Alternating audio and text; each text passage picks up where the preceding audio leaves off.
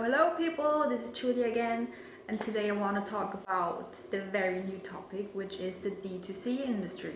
So first of all, we all know the difference between the B2B and the B2C industry, but now there is a third one, which is the D2C industry, which is the direct to customer industry.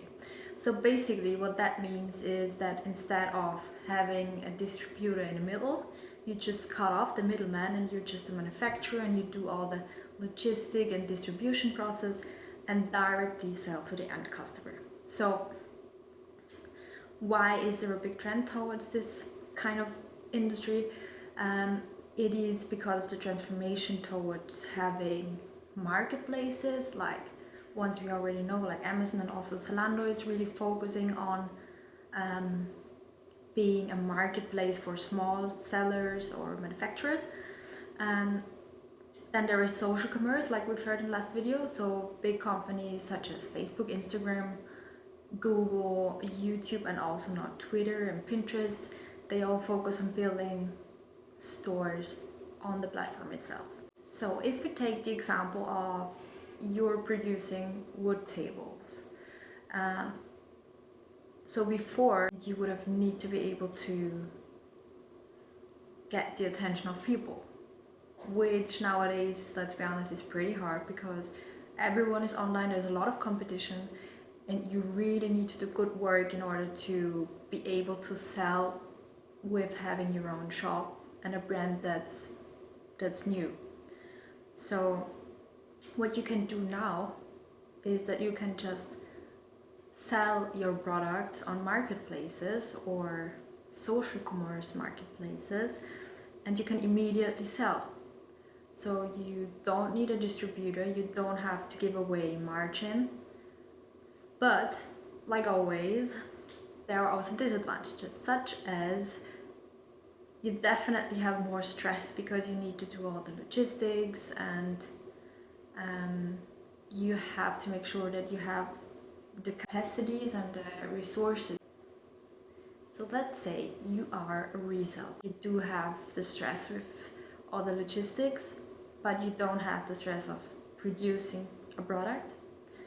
Or you're doing drop shipping, which is even more convenient, but of course you gotta give away even more margin.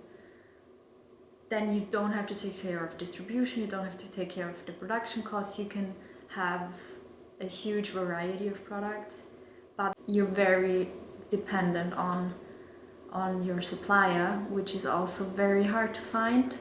Like, it's hard to find a good dropshipping supplier that has everything you need.